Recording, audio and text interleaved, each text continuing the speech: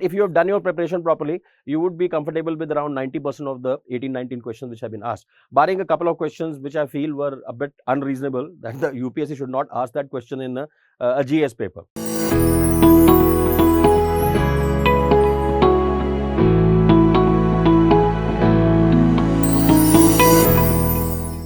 Welcome to this brief lecture on the answers to some of the questions in Indian polity which have been put to the students this year in the Civil Service Prelims 2021. Normally, we find that in every year in the prelims, we come across on an average around 12 to 15 questions on Indian polity. Achha, this year we had a bumper harvest because around 18-19 questions came. Almost 1/5 of the paper was from polity and governance. So, if you had prepared that topic properly in advance, and some of the questions were such which actually require knowledge of mains also, which I normally always have suggested that main should be prepared before the prelims preparation, right? So, but if you have done your preparation properly, you would be comfortable with around 90% of the 18-19 questions which have been asked, barring a couple of questions which I feel were a bit unreasonable, that the UPSC should not ask that question in a GS paper, right? Because knowledge with respect to that is largely available with students who have a public administration as an optional, right? Any which way, we'll start with the discussion now. Now, look at the first question. We adopted parliamentary democracy based on the British model, but how does our model differ from that model?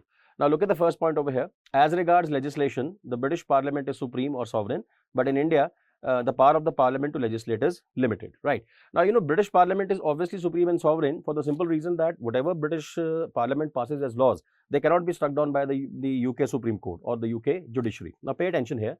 UK did not even have a separate Supreme Court.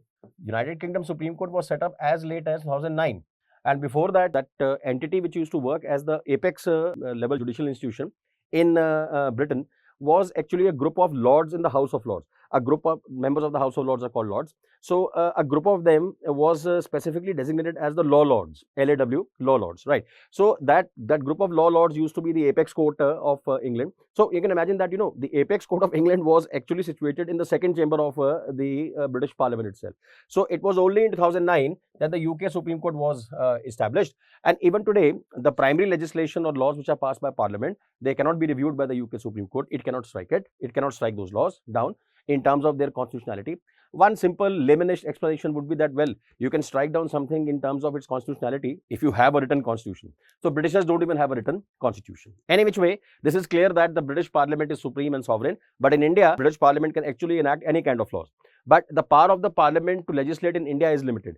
One reason is that we do not follow the system of parliamentary sovereignty, we follow the system of constitutional sovereignty.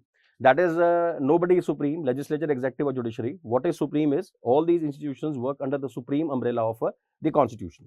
So, yes, if there is some question of constitutionality of any law passed by either the state legislature or the parliament, so this can be reviewed by both the high courts and the Supreme Court, and any particular law which is violating fundamental rights, violating the constitution as such, so it can be declared to be null and void, ultra-vires the constitution, correct. So, in India, obviously, the power to legislate is limited, and one other limitation on Union Parliament's power to make laws is obviously Schedule 7, which actually contains your union list, state list and concurrent list, correct. So, Parliament ordinarily can make laws only on items which are contained in this list and this list.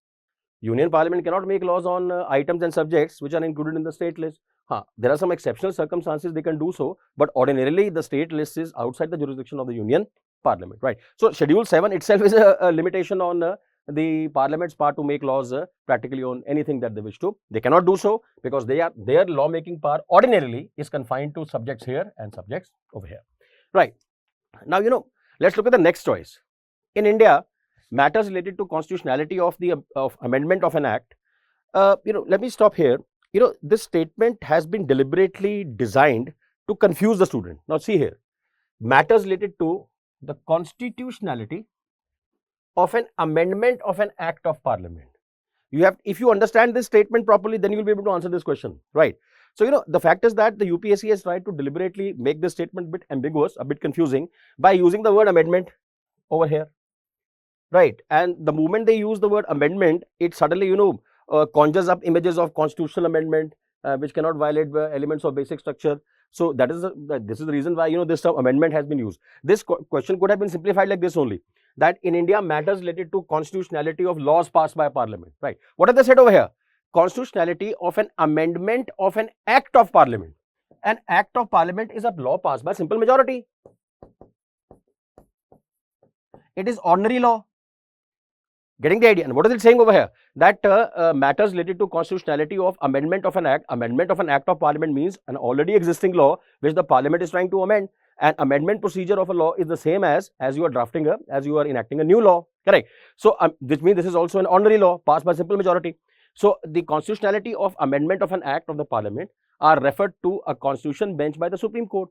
Now, strangely enough, I have seen some in the recent past, yesterday itself, I was looking at some of the other teachers who have put in their videos on YouTube with respect to discussion of the questions on polity. So I saw that quite a few of them actually answered this question wrong. They are stating that this statement is correct. It is wrong. This is correct. This is wrong. How? They are saying that, look at the question now, that in India matters related to constitutionality of amendment of an act of parliament, amendment of a regular act of parliament. Amendment, the act is also passed by simple majority, and an amendment to the law, an act of parliament, is also passed by simple majority. So basically this question is stating what? That matters related to constitutionality of a law passed by parliament is, now I'm simplifying the question. The question is basically this: matters relating to constitutionality of a law passed by parliament are referred to a constitution bench by the Supreme Court. Now constitution bench consists of 5 judges. This is wrong. No. Although many teachers are saying it is correct, it is incorrect. By constitutionality of laws is not referred to a constitutional bench at all, unless of course that particular law and its adjudication also requires interpretation of some provision of the constitution. A constitutional bench is constituted only for interpreting the constitution. Getting the idea? So a regular law passed by the parliament can be struck down by a 2-judge, 3-judge bench also, not by a constitutional bench. And you probably should forget all that. Do we not know that even the high courts can strike down laws passed by the parliament? In the high court, there is no provision for setting up of 5-judge constitutional benches. That is largely in the context of your Supreme Court only. Even a single, you recall that when section 377, the one that deals with of the IPC, the one that deals with homosexuality, when this particular law was initially struck down, it was struck down by, this is a central, IPC is a central enactment. So when 377 was read down, not diluted, it was not struck down completely, but when significant aspects of 377 were struck down by the by Delhi High Court, it was done by obviously a High Court. Getting the idea? So you can appeal against, you can challenge the constitutionality of a center-made law also in the Supreme Court as also in the High Courts, and there is no provision for in the High Court to set up a constitutional bench. Right. Usually when a High Court pronounces a decision on the constitutionality of an act passed by parliament, appeal goes to the Supreme Court and final decision is obviously taken by the Supreme Court itself. Getting the idea? I am discussing this particular aspect in detail because most of the teachers are saying that this is a correct statement. It is not. Just recently there was this Tribunal Reforms Ordinance, and significant aspects of the Tribunal Reforms Ordinance were struck down by the Apex Court by a 3-judge bench by a majority of 2:1. How are we even claiming that an amendment to an act of parliament is referred to a constitutional bench? No, unless of course when you are questioning the constitutionality of that law, it also raises some important aspects of interpretation of the constitution, then it is referred to a constitutional bench. And when there are general matters obviously which deal with interpretation of the constitution, then again a minimum 5-judge bench is set up, which is a constitutional bench. This statement is incorrect. It is not correct. Constitutionality of an amendment of an act means a regular law which is being amended through regular simple majority based procedure. These are not subject to constitutional bench unless of course there is some aspect of the constitution or some provision which also has been subjected to challenge along with that particular law. So unless the law in question also involves some interpretation of the constitution, this matter will not be referred to a constitutional bench. It will be referred to, see, in the Supreme Court we have largely 2-judge benches. 3-judge benches are set up for priority matters and minimum 5-judge bench for constitutional matters. No, this statement is not correct. Right. So first statement is correct. The answer is A only. Moving ahead. Look at the next one. Now this is one question which I feel that it's a bit of an injustice to the students of civil services. This should not be asked in general studies. But any which way, this is something which is known largely to students of public administration. I have been a teacher of public administration as an optional subject, so I can give the right answer over here. Look at the first one. With reference to the union government, consider the following statements. N. Gopalaswamy Iyengar committee suggested that a minister and a secretary be designated solely for pursuing the subject of administrative reform and promoting it. No, this is wrong, because this was, some people say that because the subject is of administrative reform, so the Administrative Reforms Commission that was set up in 1966 must have recommended it. No, the fact that there should be a separate minister and secretary to be in charge of administrative reform and promoting it, this was suggested by the Gorwala Committee of 1951. Okay, not by the Gopalaswamy Iyengar Committee. That was basically on this committee was set up on the reorganization of machinery of Government of India. This was set up in 1949, right? So, A.D. Gorwala Committee was set up in 51, which recommended this thing. Acha, secondly now, in 1970, the department, so this is wrong, first point. In 1970, the Department of Personnel was constituted on the recommendation of the Administrative Reforms Commission, correct, up to this point, Administrative Reforms Commission of 66. And this was placed under the Prime Minister's charge. Now, it becomes wrong here. Up to this point, this statement is correct. But the latter part of the statement is wrong. And it was not placed under the Prime Minister. It was placed under the charge of the Cabinet Secretariat. Right. So, this is wrong. And this is wrong. Correct. So, both are wrong.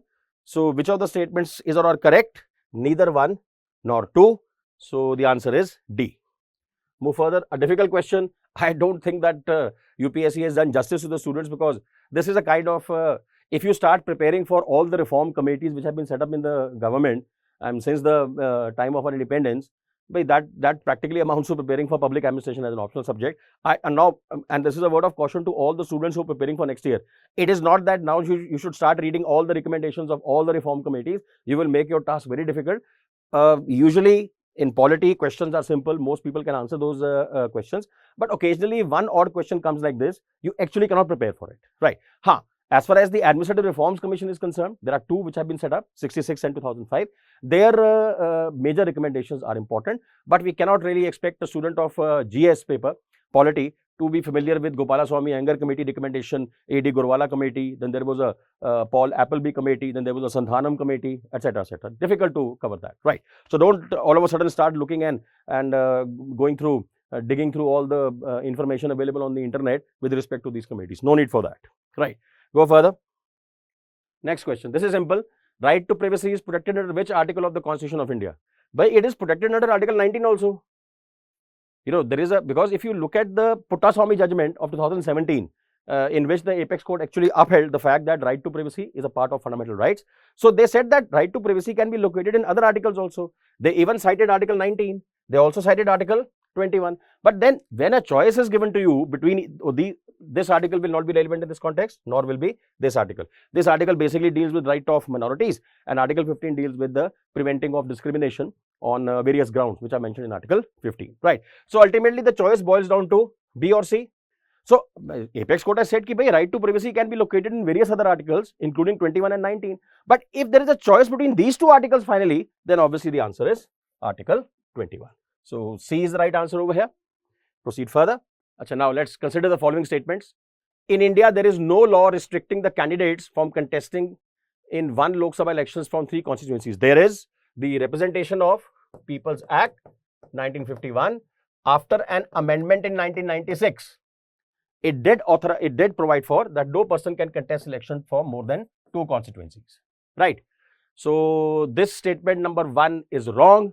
So, at this juncture, any person can contest elections from up to 2 constituencies. Your Prime Minister Modi also, in his first term as Prime Minister, he contested it from 1 constituency in Gujarat and the other was Varanasi in Uttar Pradesh. So, no more than 2 constituencies. But this provision was made through an amendment to the RPA in 1996, right? But now, if you look at the second statement, in 1991 Lok Sabha election, Devilal contested from 3 Lok Sabha constituencies. So, this is correct. This is okay because it was in 1991. During those times, this was allowed because this amendment was made to the RPA in 1996. So, there has been the reform which is being considered. If a person, ideally many people say that nobody should be allowed to contest elections from more than 1 constituency. I mean, we follow the system of 1 man, 1 vote. So, we should follow the system of 1 man, 1 constituency. No polygamy in electoral politics. You should not seek election from 2 constituencies because that amounts to you seeking to represent 2. But eventually, you have to give up 1 and by-election is held over there. So, already election has been held in both the constituencies. Election Commission has spent so much of money, practically dozens of crores are spent on holding an election in 1 constituency. Now, if the same person wins both the constituencies, one of the constituencies has to be vacated and then of course, a by-election is held over here. Then again, the Election Commission has to spend money on that. So, a reform has been suggested by various reform bodies that once a person wins the 2 constituencies, whichever constituency he vacates, by-election will be held. So the money required to conduct the by-election in the constituency he vacates should be recovered from his pocket or the pocket of his political party, right? So or the best reform is do away with even this, that nobody should be allowed to contest for more than one constituency. One person, one constituency. This two constituency norm should also be removed. Chalo, as far as insofar as this amendment may not go through immediately, so at least we can provide this thing. If a constituency is one constituency is vacated by a person who has won two, so the cost incurred in conducting a by-election over here should be recovered from the political party or possibly from the candidate himself. Right. Now this reform has been suggested. Now what is the third point saying? As per the existing rules, if a candidate contests in one Lok Sabha election from many constituencies, his or her party should bear the cost of by-elections to the constituencies vacated by him or her in the event of him or her winning all the constituencies. But this is a reform suggested. This is not a present situation. It's not that this is provided for in any law, correct? So this is wrong. This is wrong. What is correct is only 2. So just move ahead over here. Just a moment. So the answer is B, 2 only. Correct? Move further. With reference to India, consider the following statements. Judicial custody means an accused is in the custody of the concerned magistrate, and such accused, this is correct up to that point, and such accused is locked up in police station. But if he is locked up in police station, then this is called police custody. Usually also, you know the term possibly remand, etc. Right. So police custody, it's only in police custody that you are under the direct control of direct supervision, and you are in the custody of the police station, the arresting officer, etc. And you are lodged in the police lockup on the premises of the police station, right? But judicial custody means you are in the custody of the magistrate and you are lodged not in the police station but in jail. So the first part of the statement is correct. Judicial custody means an accused is in the custody of the concerned magistrate up to this point, and such accused is locked up in, no, not in the police station but in jail. So this statement is wrong. Correct. Go further. During judicial custody, the police officer in charge of the case is not allowed to interrogate the suspect without the approval of the court. This is correct. Correct. So 2 only. So the answer is B here. 2 only. Correct. Move further. With reference to India, consider the following statements. When a prisoner makes out a sufficient case, parole cannot be denied to such prisoner because it becomes a matter of his or her right. See, when it comes to the rights of prisoners as such, I mean, while they are in prison, what kind of things they are entitled to? So, for example, if a prisoner's there is a family member of the prisoner, his parents or anyone, he is to die. So he is given some time to go out and conduct the last rites of his parents or father, mother, grandfather, whatever that is, right? And then come back to your prison, right? This is normally referred to as a furlough. Okay, not pronounced as furlong, it is furlough, right? F-U-R-L-O-U-G-H, right? So furlough is given basically for attending maybe the marriage ceremony of your daughter, or some last rites have to be performed for some family member, old family member who has died, or any family member, that is to say. So furlough is given. Now, what is parole? Parole is that without completing the term of your tenure of your punishment, you are given 10 years. Maybe after 8 years, you are released on parole. Right, parole means now you are released, but you will be allowed to complete the remainder of your sentence, and while doing so, you can stay with your family, but subject to certain conditions, correct? Those conditions can be like, you should not engage in any kind of criminal activity or breach of law, you have to report to your parole officer on a regular basis, etc., etc. If you breach those conditions, you will be sent back to jail again. So furlough is a temporary release to attend to some basic family matters, etc., while parole is a release pending the completion of a term, and the person is subjected to certain conditionalities while he is on parole. Parole may he is released before the completion of his term. He is allowed to spend the rest of his sentence with his family, but subject to certain conditions. Correct. But then understand one thing. Normally parole is granted to a prisoner if he displays good conduct while he was in prison. He has tried to reform himself. He is of a good moral character. He has at least changed himself. Right. He is a transformed person. He is a person who has been corrected. That's why prisons are also referred to as correctional institutions, right? So if he has displayed exemplary conduct, good behavior, good conduct, he has evolved himself as an ethical person, he has reformed himself, corrected himself, so on and so forth, then parole can be granted. But parole is not a right, because mind you, his punishment was 10 years. So parole is still at the discretion of the authorities only, at the discretion of the government, whether they want to extend parole or not. So what does it say in the first statement? When a prisoner makes out a sufficient case, parole cannot be denied to such a prisoner because it becomes a matter of his or her right. No, it's not a matter of right. It is still at the discretion of the state, the government, right? Now look at 2.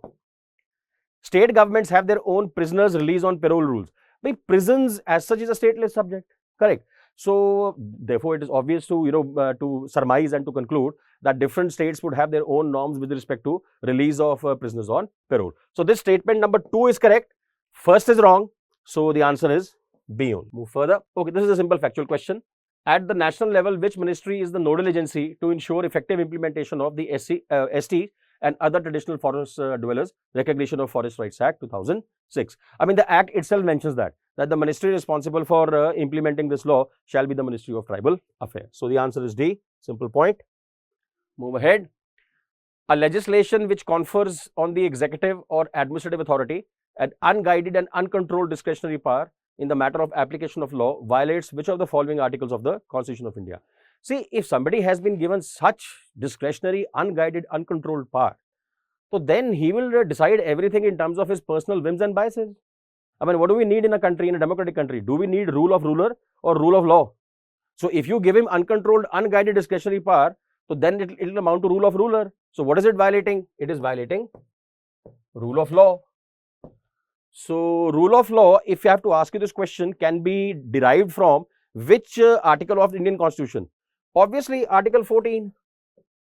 Nobody shall be denied, no person can be denied equality before law and equal protection of laws is mentioned where? Article 14. And equality before law is a key component of rule of law.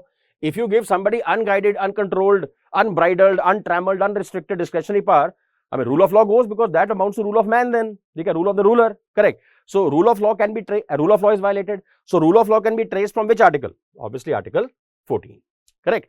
Neither of these articles, because, well, Article 28 talks about religious institution in educational institutions. Article 32 is the writ jurisdiction of Supreme Court. Article 44 is obviously directive principles. It deals with uniform civil code, right. Proceed further. Next question. Which of the following in Indian polity is an essential feature that indicates it is federal in character? But there are 5-6 features as such. Basically, you are familiar with them also, like dual polity, at least 2 levels of government, and upper house should be there at the parliamentary level, which should consist of members elected by the state legislative assemblies, Rajya Sabha, US Senate, for example. A written constitution is also considered to be one of the features of a federal system, and one very important feature is independence of judiciary and independent judiciary. So the first choice is itself clear. Independence of judiciary is safeguarded. Why do you need an independent judiciary in a federal system? Because the relationship between center and states in a federal system is in the nature of very complicated contracts. What is the power of the center? What is the power of the state? And usually there are regular conflicts between the center and the states in terms of one level encroaching on the jurisdiction of the other, and the other level naturally taking the level which is encroaching upon your jurisdiction to the Supreme Court. And Supreme Court is the basic court. It's a federal court. It's the principal court which will settle these disputes. So only an independent court which is required to ensure that any federal disputes that arise will be settled objectively and rationally. To that extent, independent judiciary is required, right? If you look at the remaining 3, they don't do anything. They have nothing to do with the idea of federal system. So the first one, independence of judiciary is safeguarded, is the right answer. A. Go further. Which of the following defines the term state? Correct. If you look at, if you want to know the definition of state,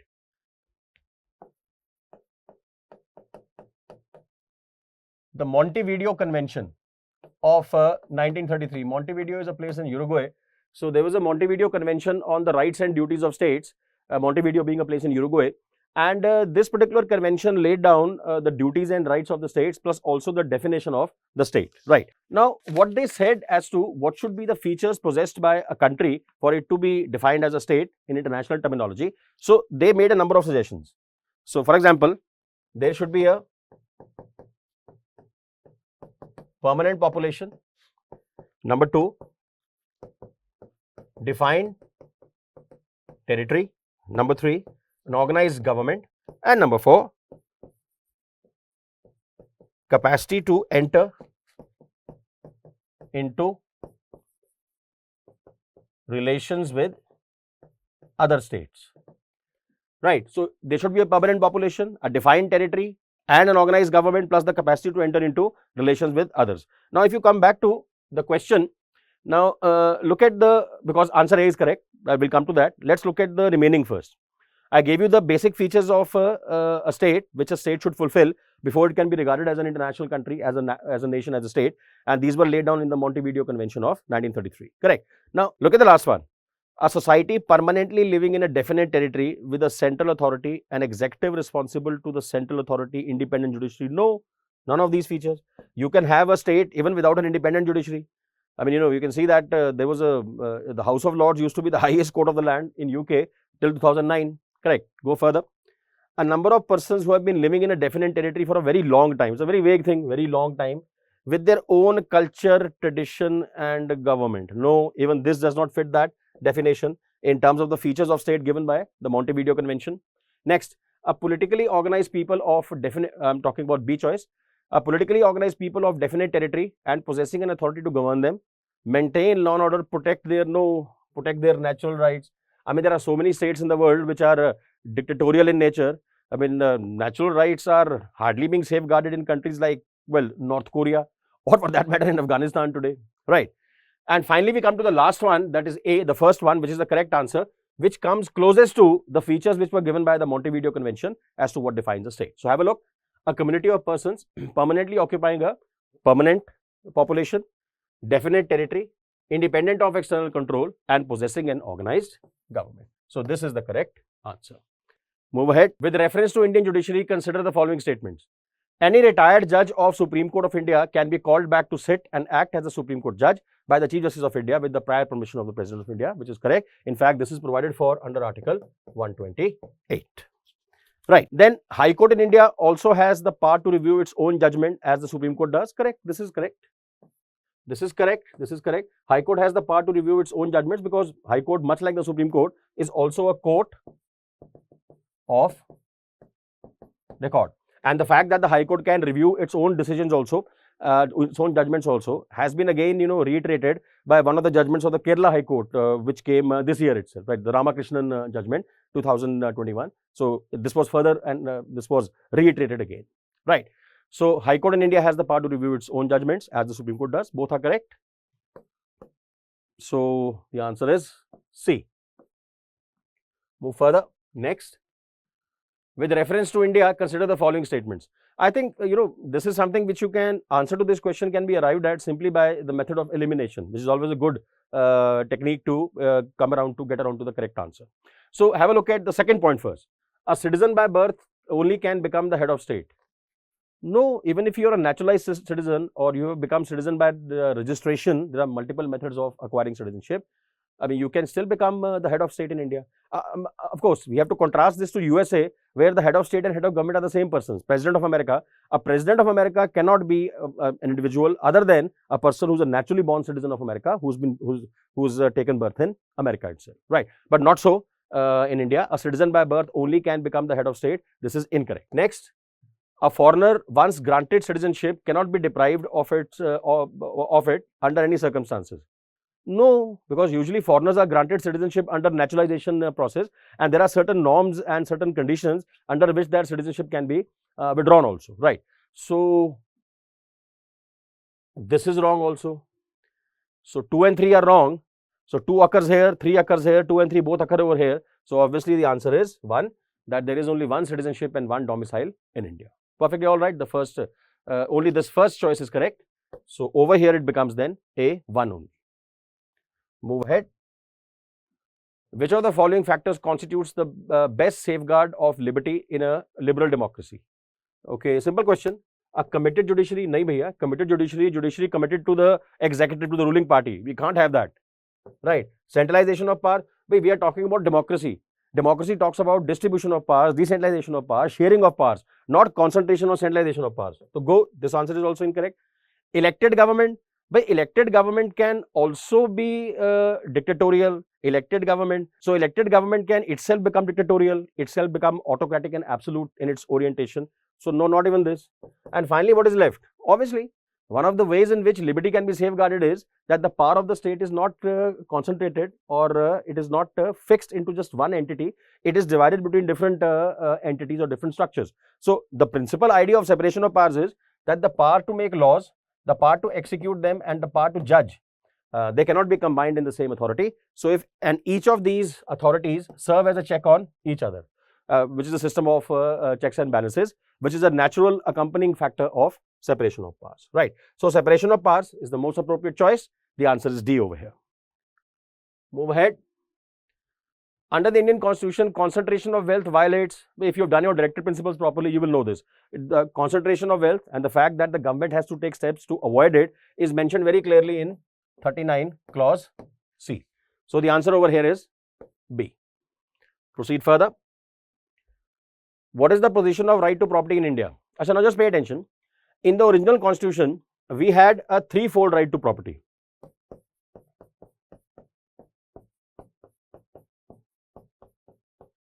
Now see here, what did 19 clause 1 subclause A say? That all citizens have the right to acquire, hold, dispose of property subject to reasonable restriction in public interest and reasonable restriction in the interest of scheduled tribes. That, I'm sorry, this was not 19 clause 1 subclause A. Hang on. This was, just a moment, F.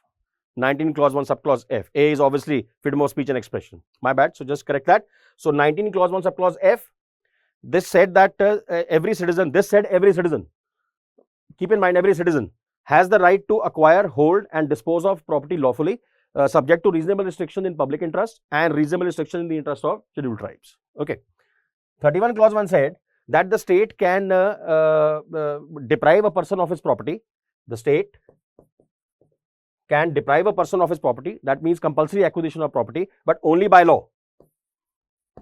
Right. So 31 clause 1 basically said no person can be deprived of his property except by authority of law, which means a law has to be there to for the state to compulsorily acquire property, which is normally also referred to as, you're probably familiar with this term, the right of eminent domain.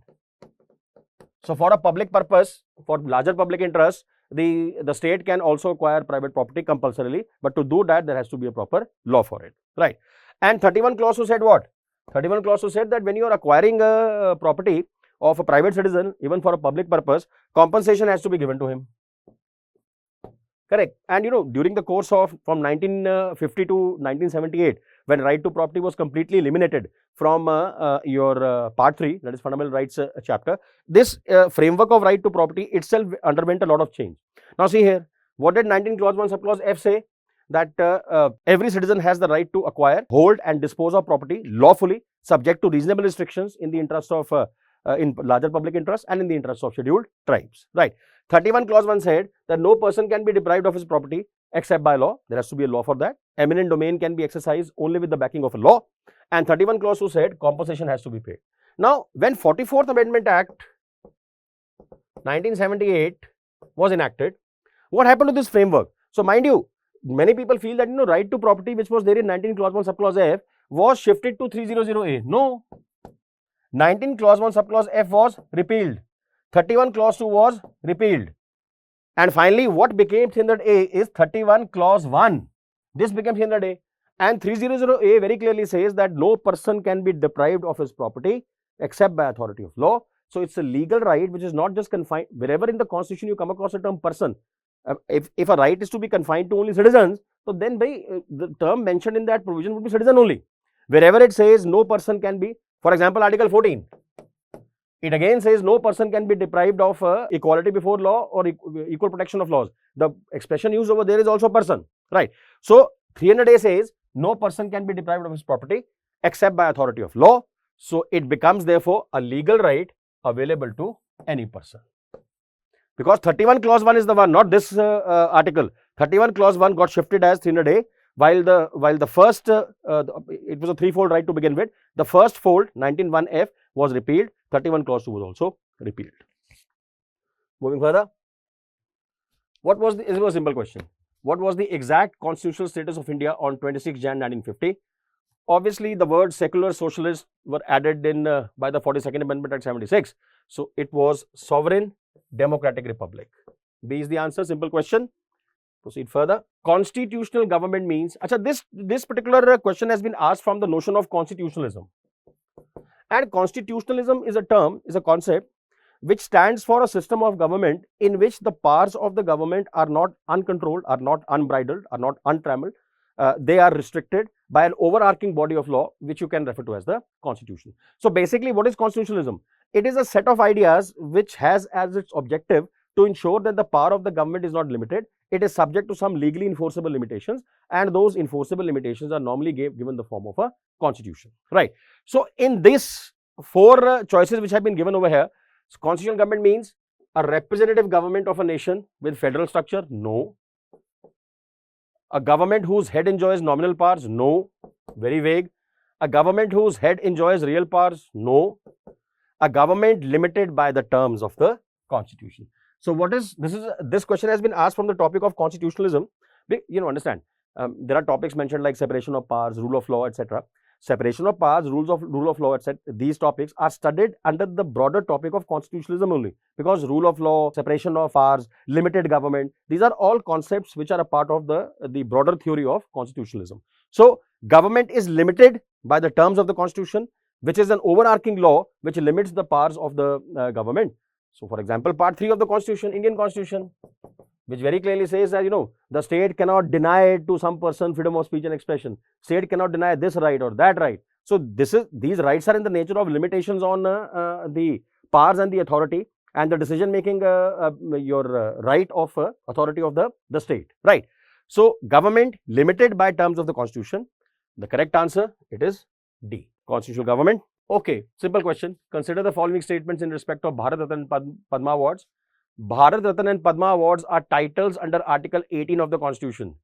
But if they are titles, they can't be allowed. I mean, way back in 1996 itself, there was a Balaji case in which the Apex Court very clearly said that Bharat Ratna and Padma Awards are not titles. Correct? They can be awarded. So they are not violating Article 18. So if this first statement is saying they are titles, then this statement is wrong then. So one is wrong. That means obviously choice A is eliminated and choice D is eliminated. 3 has to be correct because it is there in both. Getting the idea? 3 has to be correct. So 1 is, just a moment. Achha, hang on. The question here says, which of the following statements are not correct? Now, this is a mistake which I also made. Many students also make this mistake. Correct. So this is incorrect. Padma Awards were instituted in the year 1954. Was suspended only once? No, they were suspended in 1978-79. Then in the period between 1993 and 1997. So they were suspended twice. So this is also wrong. The number of Bharat Ratna awards is restricted to a maximum of 5 in a year. No, it is restricted to 3 in a year. This is also wrong. All 3 are wrong. So therefore the choice, because the question is which of the following statements are not correct. So all 3 are not correct, incorrect. So the choice is D. The last one, D.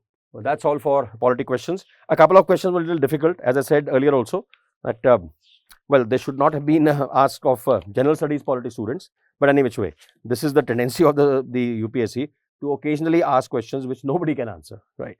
Like that question on the Gopalaswamy Iyengar committee, right? So thank you. I hope the discussion was fruitful for you, and it's been. I hope it will be able to give you some idea as to how many questions you got correct. Thank you.